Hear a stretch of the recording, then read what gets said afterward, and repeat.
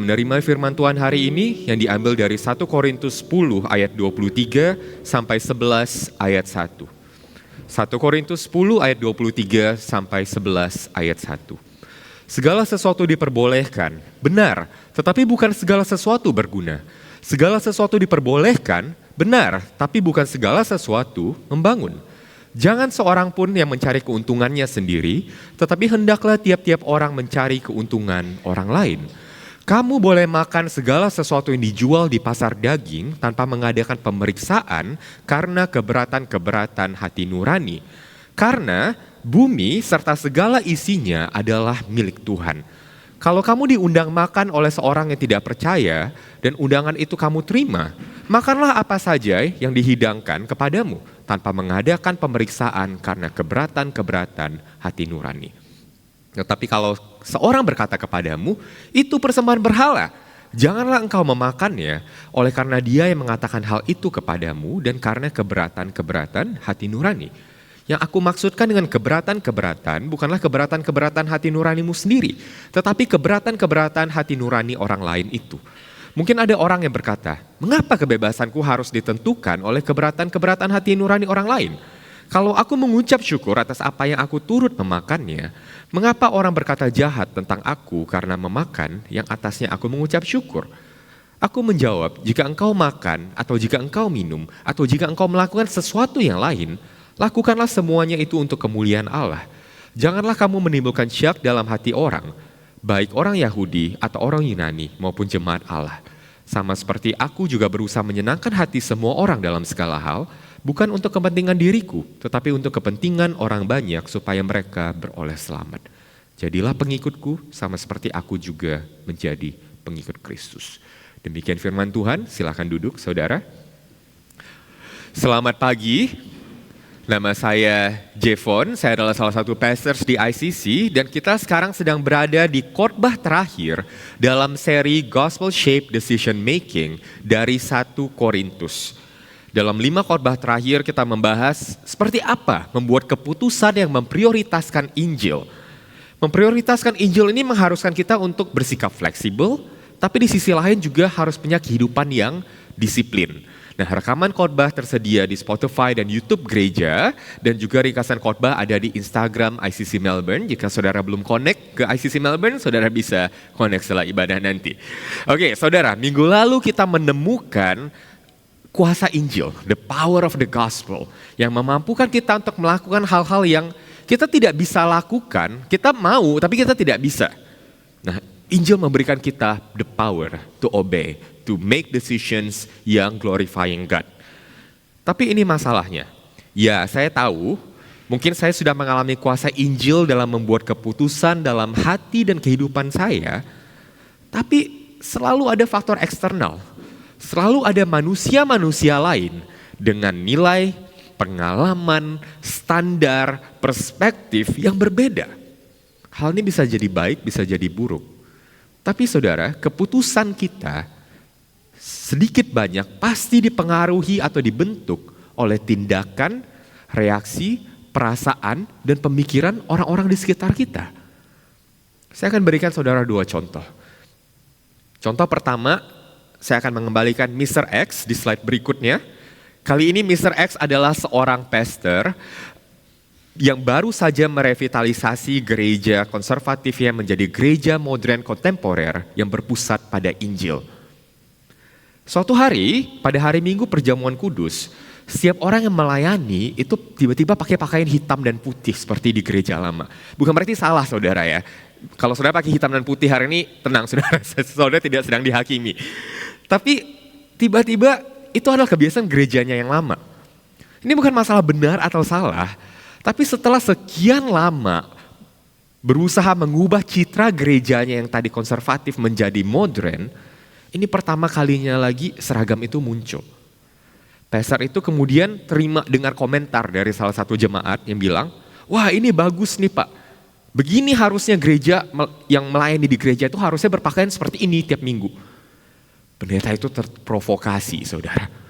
Dia benci sama orang Kristen yang legalistik, konservatif, tradisional. Dan sekarang dia di label kayak gitu sama salah satu jemaat. Akhirnya apa yang dia lakukan? Dia bilang ke semua yang melayani hari Minggu berikutnya, pakai jeans.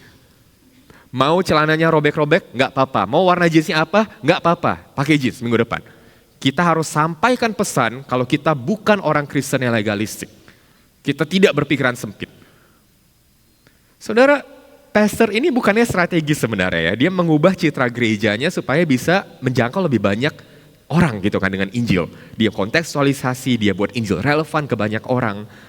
Dan pastor ini juga benar dalam mengajarkan bahwa kebebasan dalam Injil itu berarti kebenaran kita tidak terletak pada baju apa yang kita pakai hari Minggu. Warnanya apa? Bukan di sana kan saudara.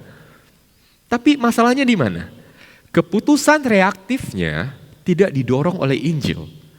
Tapi oleh rasa bencinya ketika gerejanya dianggap sebagai gereja konservatif. Tidak ada yang salah di sini saudara dengan kalau gereja harus konservatif karena kita semua menjangkau orang-orang yang berbeda. Tapi keputusan reaktif pendeta tadi dipicu oleh komentar seorang jemaat, bukan oleh Injil. Keputusan reaktif pendeta tadi bertujuan untuk memprovokasi jemaat itu. Bukan didasarkan pada kasih atau demi Injil. Dan pendeta itu mungkin benar, pastor itu benar. Keputusannya mungkin tampak seperti itu demi Injil, tapi itu tidak datang dari rasa aman yang ada dalam Injil. Itu datang dari rasa kebencian dan rasa tidak aman. Saya kasih contoh lain saudara. Next slide, Mrs. Z. Dia tumbuh dengan orang tua yang strict gitu saudara ya. Dan juga waktu dia tumbuh, orang tuanya bergumul secara finansial. Jadi di masa kecilnya, Mrs. Z itu ingin melihat banyak hal, ingin melakukan banyak hal, tapi orang tuanya tidak kasih izin, tidak bisa. Ia suka boneka, ia suka makan coklat, tapi orang tuanya tidak bisa membelikannya untuk dia. Suatu hari Mrs. Z jadi orang Kristen dan pesan tentang kebebasan dalam Injil itu speak to her, relatable ke dia. Dan sekarang Mrs. Z adalah seorang orang tua juga. Dan memiliki kondisi finansial yang lebih baik. Ia bertekad untuk tidak menjadi seperti orang tuanya. Anak-anak saya harus hidup bebas. Anak-anak saya tidak boleh menderita seperti saya dulu. Akhirnya Mrs. Z memperbolehkan anak-anaknya melakukan apapun yang mereka inginkan, menjadi siapapun yang mereka impikan, membelikan mereka apapun yang mereka minta. Tidak seperti Mrs. Z, anak-anaknya punya koleksi boneka yang banyak di rumah dan bisa makan coklat kapanpun mereka mau. Mrs. Z percaya bahwa dia adalah orang tua Kristen yang baik, yang dimotivasi oleh kasih dan kebebasan dalam Injil. Saudara, bukankah Mrs. Z itu penuh kasih karena menginginkan yang terbaik bagi anak-anaknya? Iya. Bukankah Mrs. Z baik karena mengajarkan konsep kebebasan kepada anak-anaknya? Mungkin iya saudara. Namun, pola asuh Mrs. Z tidak benar-benar dibentuk oleh Injil. Pola asuhnya dibentuk oleh pengalaman masa kecilnya. Mrs. Z tidak melihat kepada Injil dalam membuat keputusan parenting. Dia hanya melihat kepada pengalaman masa lalunya. Dia tidak ingin menjadi seperti orang tuanya, tapi pada kenyataannya, orang tuanya, pengalaman dengan orang tuanya masih mengendalikan cara dia membesarkan anak-anaknya. Apa persamaan antara Mr. X dan Mrs. Z? Pada dasarnya mereka berkata, Mr. X berkata, saya tidak akan menjadi seperti orang Kristen yang berpikiran konservatif atau sempit. Mrs. Z pada dasarnya berkata apa? Saya tidak akan menjadi seperti orang tua saya. Baik Mr. X atau Mrs. Z tidak membuat keputusan dari rasa aman yang ada di dalam Injil. Mereka berdua dikendalikan oleh apa yang dikatakan atau dilakukan oleh orang lain. Makanya saat kita berkata, saya tidak akan melakukan apa yang mereka lakukan, kita sebenarnya sedang dikendalikan oleh orang lain. Apa yang mereka lakukan tidak dilakukan, itu membuat keputusan kita. Kita akan membuat keputusan bukan berdasarkan rasa aman dari Injil. So it's like the moment we say, I will not do what they do, we are controlled by what people do or don't do. We will not make decisions out of security for the sake of the gospel. Kita nggak akan buat keputusan dari rasa aman dalam Injil. Tapi saudara, bukankah bagian Alkitab kita baca hari ini sepertinya menunjukkan kecenderungan ini? Kita lihat di ayat 27-28 tadi, Paulus bilang apa? Kalau kamu diundang makan oleh seorang yang tidak percaya dan undangan itu kamu terima, makanlah apa saja yang dihidangkan kepadamu. Tanpa mengadakan pemeriksaan karena keberatan hati nurani. Ini dagingnya sudah dipersembahkan ke berhala belum ya? Makan-makan aja gitu kata Paulus. Tetapi kalau seorang berkata kepadamu, itu persembahan berhala, janganlah engkau memakannya, dan karena dia mengatakannya, kamu jangan makan.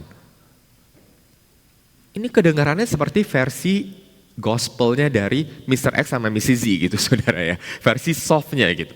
Pada akhirnya keputusan dibuat berdasarkan apa yang orang katakan atau tidak katakan. Di mana rasa amannya? Apakah Paulus sedang mengajarkan kepada kita membuat keputusan itu people pleasing seperti ini? Jawabannya tidak saudara. Karena itu hari ini saya mengundang kita untuk melihat ayat ini dari pasal ini dari ayat ke ayat. Dan kita lihat bagaimana membuat keputusan yang benar-benar bebas di dalam Injil. Pertama di ayat 23 di slide berikutnya. Segala sesuatu diperbolehkan, benar, tapi bukan segala sesuatu berguna. Segala sesuatu diperbolehkan, benar, tapi bukan segala sesuatu membangun. Apa hubungannya ayat 23 dengan mengambil keputusan dari rasa aman? Saudara, ketika kita tahu segala sesuatu diperbolehkan, kita tidak akan bertindak dari rasa takut, tapi dari rasa aman. Saya kasih contoh, ini seperti saudara traveling di free time zone gitu saudara ya. Kita tahu kalau kita traveling di sana nggak perlu mikirin harus tap my key atau tidak. Kita tahu kita nggak perlu melakukannya. Kita akan bepergian dengan bebas, kita hop on, kita hop off, kita tahu kita nggak perlu tap. Karena kita ngerasa aman, kita nggak perlu melanggar aturan apapun kan di sini. Namun begitu kita meninggalkan free time zone, tapi kita punya tiket bulanan saudara, jadi kita akan tap my key lagi. Tapi juga dengan rasa aman nggak? Rasa aman karena saya tidak perlu bayar lebih dari apa yang sudah saya bayar di sana. Jika kita memiliki tiket bulanan itu monthly pass, berapa orang kita akan tap dengan rasa aman. Tapi kalau kita nggak punya, kita nggak sadar akan hal itu kita punya, beberapa orang menggunakan dia tap my key-nya karena apa? Takut didenda saudara ya sama my key inspector gitu. Aduh nanti kalau saya nggak tap saya didenda nggak ya? Tidak ada rasa aman lagi di dalam dia. Nah, menjalani kehidupan Kristen seperti punya my key pass, monthly pass itu tanpa batas. Kita bebas bepergian kemana saja, kita bisa manfaatin semaksimal mungkin, tanpa harus khawatir kita harus bayar ekstra, saudara. Karena Yesus sudah mati untuk dosa-dosa kita, tidak peduli siapa kita, dari mana kita berasal, apa yang kita lakukan, selama kita punya iman dalam Yesus dan iman itu hidup, saudara. Semua area adalah free time zone dalam hidup kita. Namun saudara, kalau kita punya monthly pass tadi, apakah kita akan bepergian dengan sengaja utara ke selatan, barat ke timur, ke tempat-tempat yang paling ujung ya, bahkan kita nggak perlu ke sana gitu. Apakah kita akan menyibukkan diri kita setiap hari untuk memaksimalkan kemerdekaan itu? Enggak kan saudara? Kenapa? Karena menggunakan pas secara itu tidak berguna. Menggunakan kebebasan kita dengan cara itu tidak membangun. Buat apa saya habisin waktu traveling keliling Melbourne dengan pas yang memang saya bisa, tapi kan itu tidak membangun. Itu tidak berguna. Ketika kita menggunakan kebebasan kita untuk melakukan apa saja, untuk pergi ke tempat-tempat yang kita tidak seharusnya pergi, atau seharusnya mungkin kita tidak ada urusan di sana, itu seperti itu saudara. Yes, it's a free time zone. Tapi what for? Itu tidak membangun, itu tidak berguna. Tapi masalahnya, kembali ke Mr. X sama Mrs. Z tadi.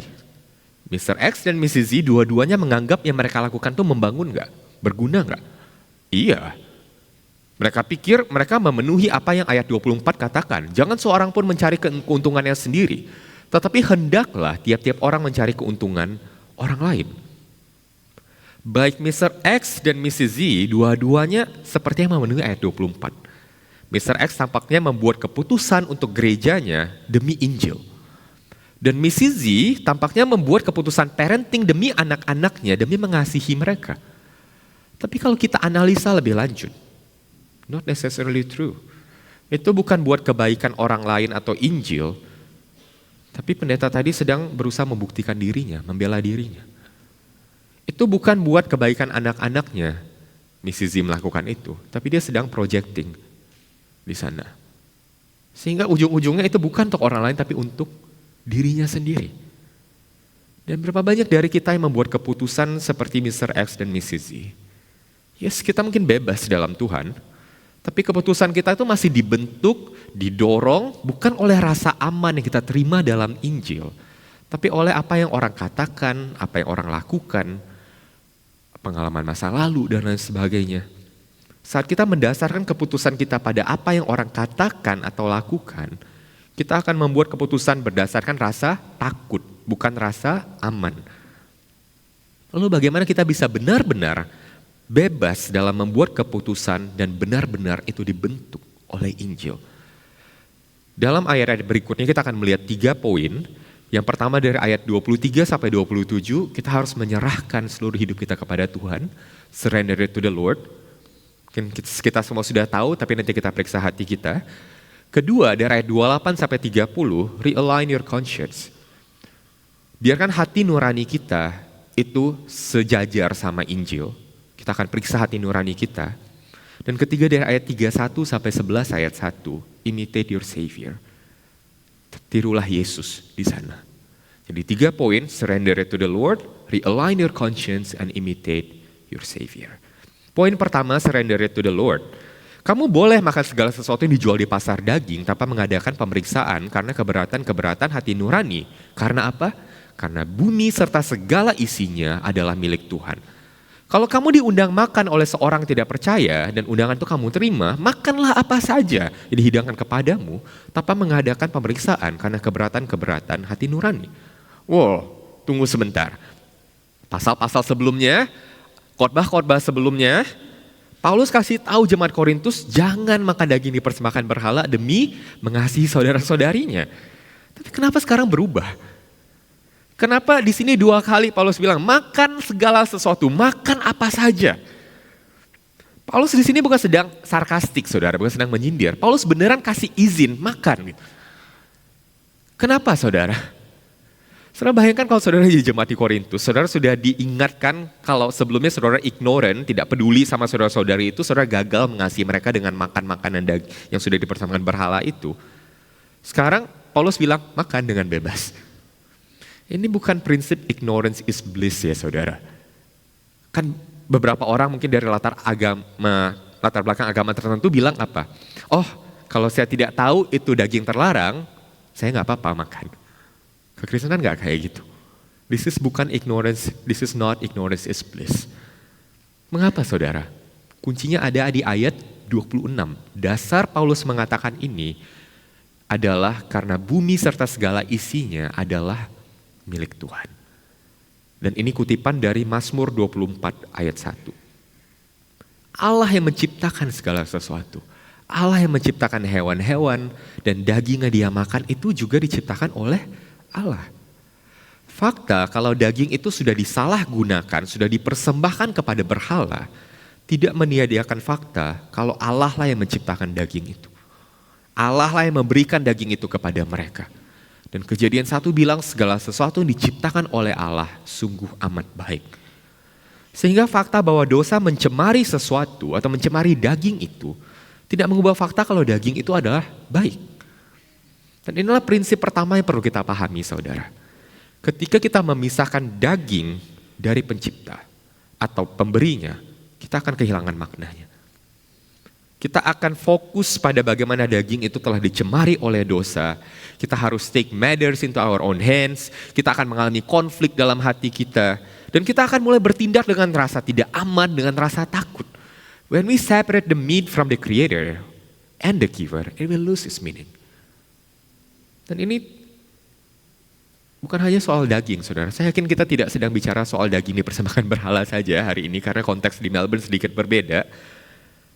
Tapi setiap hal baik dalam hidup kita, baik itu studi, karir, keluarga, saat kita memisahkan itu dari penciptanya, memisahkan Allah dari bagian hidup kita, hati kita akan mengalami konflik.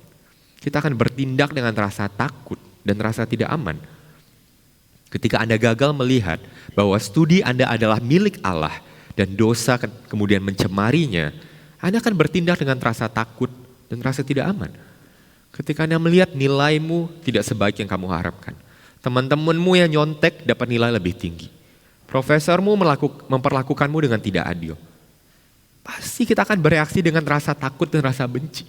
Seakan-akan Tuhan yang mengadakan hidup itu tidak ada. Karena tidak ada Tuhan di dalam studi. Ketika kita gagal melihat bahwa karir kita adalah milik Tuhan. Dan kita lihat bagaimana dosa menodai karir itu. Kita akan bertindak dengan rasa takut dan tidak aman. Ketika kita gagal dipromosikan, atau atasan yang tidak kompeten itu memperlakukan kita dengan tidak adil. Bila rekan kerja kita menusuk kita dari belakang, Anda akan membuat keputusan dengan rasa marah dan kesal. Seakan-akan Tuhan yang menciptakan segala sesuatu. Tuhan Alkitab itu kerjanya cuma hari Minggu doang, di mana Tuhan hari Senin sampai Jumat. Ketika Anda gagal melihat bahwa keluarga Anda adalah milik Tuhan dan dosa menodainya, Anda akan bertindak dengan rasa takut dan tidak aman. Bila suami atau istri Anda sepertinya sedang mengabaikan Anda, atau mungkin anak-anak Anda bergumul di pelajaran di sekolah dengan nilai mereka, bila segala sesuatu sepertinya runtuh di dalam keluarga Anda akan tenggelam dalam kekecewaan dan keputusasaan. Seakan-akan Tuhan yang mengasihi dan mempedulikan Anda itu tiba-tiba hilang, sudah tidak ada lagi di sana. Ketika kita memisahkan hal baik apapun dari Tuhan, dan kita melihat bagaimana dosa menodainya, hati kita akan bergumul. Dan kita akan mulai membuat keputusan dari rasa takut dan tidak aman. When we separate whatever good thing in life from God, and we see how sin taints it, we will be conflicted. We will start making decisions out of fear and insecurity. Namun di sini kita bisa melihat Paulus berkata, makanlah apa saja gitu saudara. Saya tahu ini mungkin menyimpang sedikit dari pokok pembahasan kita di Jemaat Korintus tentang daging yang telah dipersembahkan kepada berhala. Tapi saya rasa kita perlu melihat bagaimana Paulus bisa punya tingkat rasa aman yang seperti ini dalam mengambil keputusan. Karena Paulus mendasarinya pada satu kebenaran, kalau bumi dan segala isinya adalah milik Tuhan. Dan sampai banyak ketakutan dan rasa tidak aman kita dalam mengambil keputusan berasal dari kegagalan kita untuk mengakui bahwa bumi dan segala isinya adalah milik Tuhan. Dalam kasus Mr. X, saat ia berpikir gereja itu adalah miliknya, saat ia berpikir bahwa kerja keras untuk mengubah citra gereja terancam, ia bereaksi dengan marah saudara. Ia gagal percaya bahwa gereja itu adalah milik Tuhan. Ia gagal percaya bahwa ia tidak perlu membuktikan dirinya. Ia gagal percaya bahwa komentar itu bukan ancaman, tapi pekerjaan Tuhan belum selesai di gereja itu. Dalam kasus Mrs. Z, ia belum menyerahkan masa kecilnya kepada Tuhan. Rasa sakitnya masih merupakan kisahnya, Tuhan gak ada hubungannya di sana. Tidak ada kisah tentang bagaimana Tuhan menebus masa lalunya. Dan saat ia memisahkan rasa sakit di masa kecilnya dari Tuhan, pola asuhnya, pola parentingnya dibentuk oleh hal itu. Saat ia gagal melihat bahwa identitasnya tidak ditentukan seberapa bahagianya anak-anaknya dibandingkan dia dulu, Mrs. akan bertindak dengan rasa tidak aman, bukan dengan rasa aman di dalam Injil. Saat kita gagal melihat segala sesuatu itu milik Tuhan, kita akan mengambilnya menjadi ini dalam tangan saya, dan saya akan bereaksi dengan takut, dengan marah, dengan tidak aman. Itulah sebabnya poin pertama hari ini adalah, apakah Anda telah melihat segala sesuatu yang Anda miliki, tidak peduli seberapa tercemarnya oleh dosa. Seperti gereja Mr. X tercemar oleh dosa, seperti masa kecil Mrs. Z tercemar oleh dosa. Tidak peduli apapun itu milik Tuhan, bukan milik kita. Saat kita menyerahkannya kepada Tuhan, saat kita mengakui bahwa itu milik Tuhan, bukan milik kita, kita dapat bertindak dari rasa aman, bukan rasa tidak aman. Poin kedua saudara, realign your conscience. Sekarang kita mau periksa hati nurani kita. Tetapi kalau seorang berkata kepadamu itu persembahan berhala, janganlah engkau memakannya oleh karena dia mengatakan hal itu kepadamu. Yang aku maksudkan bukan hati nurani kamu, tapi hati nurani dia. Mengapa kebebasanku harus ditentukan oleh keberatan hati nurani orang lain? Kalau aku mengucap syukur atas apa yang aku turut memakannya, mengapa orang berkata jahat tentang aku karena makanan yang atasnya aku mengucap syukur? Saudara, hal berikutnya yang dapat kita amati saudara, Bagaimana surat ini dibaca, saudara, sebelumnya? Selama 5 minggu kita sudah melihat hanya dari sudut pandang brothers yang dengan strong conscience yang makan daging yang dipersembahkan berhala. Paulus akan menegur mereka, jangan makan daging dipersembahkan berhala. Tapi saudara, ketika surat ini ditulis dan disampaikan, mesin cetak tuh belum ada kayak sekarang, saudara. Surat-surat ini tuh dibaca, ditulis dan disalin itu dengan tangan manual satu-satu. Jadi surat ini bukan kayak kita punya Alkitab sekarang baca sendiri di rumah. No. Ketika surat ini disampaikan, itu dibaca di depan umum, di hadapan seluruh jemaat seperti itu dibaca di hadapan kita sekarang. Dan itulah cara surat itu dibaca. Dan kenapa ini penting, saudara? Artinya surat ini bukan hanya dibacakan kepada mereka yang makan daging yang dipersembahkan kepada berhala. Tapi juga kepada mereka yang hati nuraninya lemah dan bergumul melihat orang yang makan daging yang sudah dipersembahkan kepada berhala. Sehingga di sini Paulus tidak hanya membela mereka yang hati nuraninya lebih lemah, tapi ini juga merupakan ajakan bagi mereka, saudara. Jadi Paulus tidak hanya menegur satu grup, tapi Paulus juga mengajak grup yang lain untuk bisa memeriksa hati nuraninya. Dan itulah bagaimana surat ini disampaikan pada saat itu kepada jemaat di Korintus. Sekarang bayangkan jika saudara adalah orang-orang yang memiliki hati nurani yang lemah tadi. Saudara duduk di gereja, surat Paulus datang dibacakan kepada saudara dengan keras di hadapan seluruh jemaat. Makanlah apa saja yang dijual di pasar daging tanpa mempertanyakan keberatan-keberatan hati nurani. Karena bumi serta segala isinya adalah milik Tuhan. Mengapa kebebasanku harus ditentukan oleh hati nurani orang lain? Jika aku memakannya dengan mengucap syukur, kenapa aku dicela? Bayangkan kalau saudara orang itu dengan hati nurani lebih lemah, saudara dengar surat Paulus dibacakan seperti ini, apa yang akan saudara lakukan? Mungkin saudara akan mulai mempertimbangkan kembali hati nurani saudara. Oh, benar juga ya yang Paulus bilang. Mungkin saya tidak harus melihat itu sebagai batu sandungan untuk saya. Ya, biarkan mereka makan. Karena saya tahu, ya walaupun saya tidak makan, mereka makan, it's fine. Dan itulah yang terjadi, saudara. Setelah surat Paulus dibacakan kepada seluruh jemaat, mereka yang memiliki hati nurani yang kuat akan belajar untuk menjadi lebih peka dan mengasihi saudara-saudari mereka.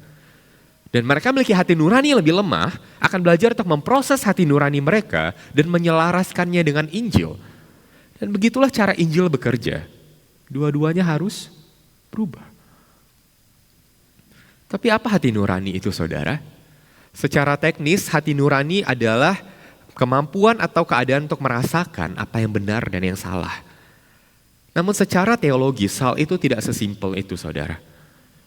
Rujukan pertama tentang hati nurani kita melihat itu di mana? Kejadian 3. Ketika manusia jatuh dalam dosa, Adam dan Hawa mengambil buah terlarang dari pohon pengetahuan tentang apa?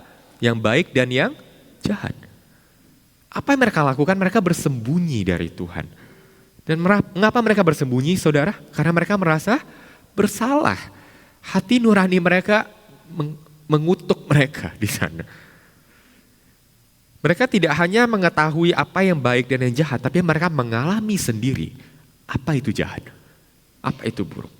Karena itu seorang teolog ternama dari Belanda dari abad 19, Herman Bavinck, penulis Reformed Dogmatics, menulis, sebelum manusia jatuh dalam dosa, secara tegas tidak ada hati nurani dalam hati manusia. Jadi hati nurani yang mengondem kita, yang mengutuk kita adalah akibat dari dosa. Tapi saudara, ini kenapa ini cukup kompleks? Karena ada suara penting lain juga di zaman kita. Kalau saudara tahu David Powlison, karyanya banyak bicara tentang bagaimana Injil berbicara kepada psikologi manusia. Powlison menegaskan bahwa fungsi hati nurani sesungguhnya itu bagian dari penciptaan. Bagian dari melekat karena kita gambar dan rupa Allah. Itu kapasitas evaluatif kita, bukan hanya tentang diri kita, tapi apa yang ada di sekitar kita. Jadi Powlison berkata, Adam dan Hawa tuh punya hati nurani, tapi bukan hati nurani yang bersalah sebelum manusia jatuh dalam dosa. Ketika kita manusia jatuh dalam dosa, hati nurani itu mulai merasakan condemnation atau penghakiman tadi, saudara. Hati nurani kita terdistorsi dan mengutuk kita dari dalam. Makanya Paulus juga menggunakan ini di Roma pasal 2, di ayat 16 dikatakan, sebab dengan itu mereka menunjukkan bahwa isi hukum Taurat itu ada tertulis dalam hati mereka. Hati nurani itu ada gitu dari Tuhan. Tapi suara hati mereka turut bersaksi, pikiran mereka saling menuduh dan akhirnya saling membela di sana. Jadi di satu sisi hati nurani itulah hal yang universal, itu hukum Tuhan yang tertulis di hati kita. Makanya seluruh dunia gak perlu jadi Kristen, tahu membunuh itu salah. Tahu berbohong itu salah, itu gak baik. Tapi saudara, ada bagian dari hati nurani kita, apa yang benar dan salah, itu dibentuknya berdasarkan cara kita dibesarkan dan pola pikir budaya kita. Dan itu yang kita lihat di contoh di jemaat di Korintus. Untuk mereka yang mungkin terbiasa dengan praktek-praktek paganisme, mereka mungkin merasa, oh makan daging sudah dipersembahkan berhala itu gak apa-apa. Kita tahu berhala itu tidak punya keberadaan yang nyata. Tapi bagi mereka yang datang dari latar belakang berbeda, mungkin latar belakang lebih religius, dari Judaisme mungkin yang punya strict diet law gitu ya, punya hukum makanan yang cukup ketat, mereka merasa hati nurani terganggu. Namun apa yang kita lihat di sini saudara, Injil menulis ulang hati nurani buat keduanya. Bagi yang datang dari paganisme, Injil berkata apa? Kasihilah saudaramu. Bagi mereka yang berasal dari latar agama, Injil mengatakan, bumi adalah milik Tuhan. Semuanya adalah milik Tuhan. Sehingga Injil menulis ulang hati nurani keduanya saudara. Kalau tadi mereka pikir gak apa-apa, sekarang saya harus lebih peka, harus mengasihi. Itu gak boleh, tapi itu milik Tuhan juga. Dan kita melihat ini juga di episode di mana Petrus menanggapi penglihatannya di Kisah Pasal Rasul 10, ketika Tuhan memerintahkannya untuk memakan makanan yang dianggap najis. Kedengaranlah olehnya Petrus suatu suara yang berkata, bangunlah hai Petrus, sembelihlah dan makanlah. Tetapi Petrus menjawab, tidak Tuhan, tidak, sebab aku belum pernah makan sesuatu yang haram dan yang tidak tahir. Kedengaran pula untuk kedua kalinya suara yang berkata kepadanya, apa yang dinyatakan halal oleh Allah, tidak boleh engkau nyatakan haram. Petrus pun mengalami Injil menulis ulang hati nuraninya. Dia datang dari latar belakang Yahudi, dia tidak mau menyentuh ini, tapi Tuhan sedang mengajar dia pada saat itu.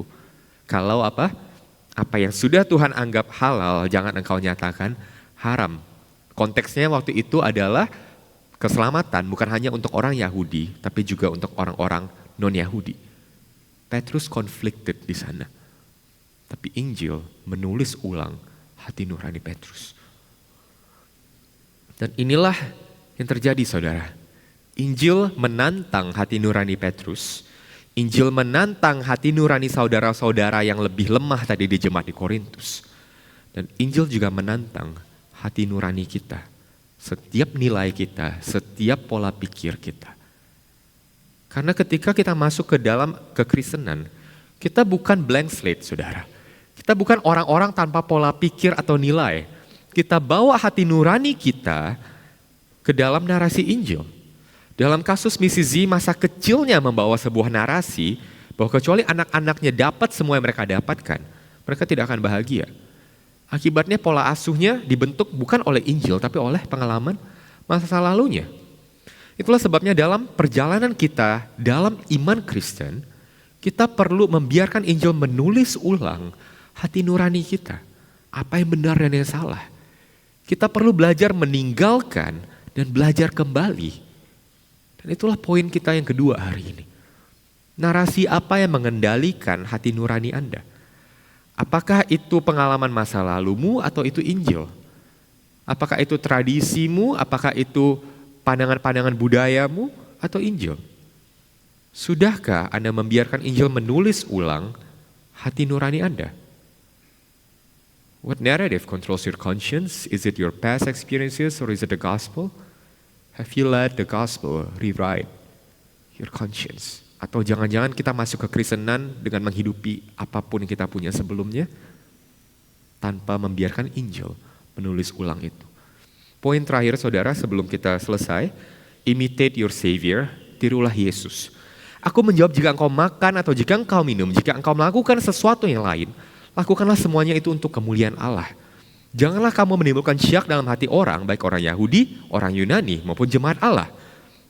Sama seperti aku juga berusaha menyenangkan hati semua orang dalam segala hal, bukan untuk kepentingan diriku, tapi kepentingan orang banyak supaya mereka beroleh selamat.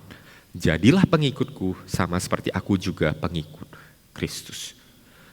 Saudara, seperti apa kehidupan kita ketika kita telah menyerahkan segala sesuatu itu, mengaku itu milik Tuhan, dan Injil menulis ulang hati nurani kita. Begitu kita mengakui bahwa segala sesuatu dalam hidup kita adalah milik Tuhan, kita menyelaraskan hati nurani kita dengan Injil, kita akan bisa mempermuliakan Tuhan dalam apapun yang kita lakukan. Seluruh hidup kita adalah bentuk penyembahan kepada Tuhan. Jika engkau makan atau minum, jika engkau melakukan segala sesuatu, kita melakukannya untuk kemuliaan Allah. Saudara, bagaimana kita bisa mempermuliakan Tuhan dengan makan dan minum, saudara? Bagaimana makan dan minum bisa menjadi suatu bentuk penyembahan kepada Tuhan? Saudara, ketika kita makan dan minum, kita bersuka cita atas apa yang Tuhan telah ciptakan. Rejoice in creations.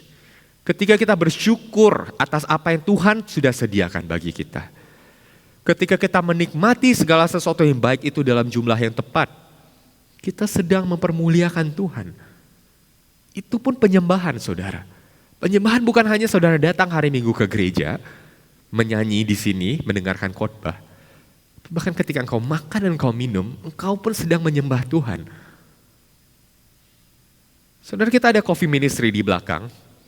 Orang-orang yang dengan setia melayani setiap minggu, saudara. Mereka buat kopi yang cukup enak, lebih enak daripada beberapa kafe di Melbourne, saudara. Harganya $3, no weekend surcharge, no credit card surcharge juga. Dan itu adalah satu cara yang baik buat saudara bisa mungkin stay a bit after church gitu, after service, buat mengenal saudara-saudari dalam Kristus. Dan ketika kita melakukannya, saudara, kita ambil kopi itu, kita minum kopi itu, kita mengucap syukur kepada Tuhan karena kopi itu, dan kita menikmatinya dalam jumlah yang tepat, kita berbagi momen dengan dalam sukacita dengan saudara-saudari kita dalam Kristus. Kita sedang mempermuliakan Tuhan. Bersukacita atas ciptaan yang Tuhan berikan. Menikmatinya bersama saudara-saudari dalam Kristus. Itu penyembahan, saudara. Dan seperti itulah hidup ketika kita sudah menyerahkan semua yang kita miliki. Kita melihat seluruh aspek kehidupan kita, bahkan kopi, itu sebagai milik Tuhan. Itulah terjadi ketika Injil menulis ulang hati nurani kita. Kita tidak dapat memisahkan apa yang kita makan, minum, dan lakukan dari konteks penyembahan. Bayangkan saudara, saudara tidak bisa memisahkan kopi dari penyembahan. Seperti itulah apapun yang engkau makan, apapun yang engkau minum, apapun yang engkau lakukan. Lakukanlah itu seperti untuk Tuhan, untuk kemuliaan Tuhan. Dan dalam ayat terakhir di teks hari ini, Paulus berkata, jadilah pengikutku sama seperti aku juga menjadi pengikut Kristus. Bagaimana Kristus menjalani hidupnya di bumi, saudara? Dia duduk dan makan dan minum bersama orang-orang. Dia dengan senang hati dan terbuka makan bersama para pemungut cukai dan orang berdosa. Dia memberi makan 5.000 orang, dia memberi makan 4.000 orang. Bahkan sebelum dia pergi ke kayu salib, dia makan di malam perjamuan kudus. Perjamuan terakhir bersama para murid. Sesuatu yang akan kita peringati bersama sebagai sebuah gereja hari ini. Dalam apapun yang Yesus lakukan, baik dia makan, dia minum, Yesus memancarkan kemuliaan Allah di dalam dirinya. Dan Yesus melakukan itu dari rasa aman, karena dia tahu siapa dirinya, saudara. Ketika dia dengan senang hati dan terbuka makan dengan pemungut cukai dan orang berdosa, memang ada orang-orang Farisi yang terprovokasi karena itu. Tapi bukan berarti Yesus tidak peka. Yesus tidak seperti Mr. X yang menyuruh semua orang pakai jeans minggu depan untuk memprovokasi seorang jemaat. Yesus tidak sengaja makan sama pemungut cukai dan orang berdosa supaya orang Farisi marah gitu, saudara. Dia melakukannya karena dia mengasihi orang-orang. Dia melakukan apa yang dia lakukan karena kasih dan rasa aman, karena dia tahu siapa dia. Dan itulah keputusan yang digerakkan oleh Injil. Ketika kita memisahkan ciptaan dari pencipta, ketika kita tidak memisahkan ciptaan dari Sang Pencipta, ketika kita tidak memisahkan apapun dalam hidup kita itu dari Tuhan, ketika kita mengakui bahwa segala sesuatu yang kita miliki dan lakukan adalah milik Tuhan, Dan kita bersedia untuk belajar dan meninggalkan semua pengaruh budaya kita mungkin, pengaruh pola asuh kita waktu kita tumbuh besar, dan membiarkan Injil menulis ulang hati nurani kita. Kita akan dapat memuliakan Tuhan dan meniru Kristus. Karena itu jika engkau makan, atau jika engkau minum, atau jika engkau melakukan segala sesuatu yang lain, lakukanlah semuanya itu untuk kemuliaan Allah. Berikut adalah beberapa pertanyaan refleksi untuk kita hari ini. Sudahkah Anda melihat bahwa segala sesuatu yang Anda miliki dan lakukan, tidak peduli seberapa kotornya dosa menodai hal itu, adalah milik Tuhan? Kedua, sudahkah Anda membiarkan Injil menulis ulang, menulis kembali hati nurani Anda? Dan ketiga, sudahkah Anda memuliakan Tuhan dalam apapun yang Anda lakukan? Mari kita berdoa.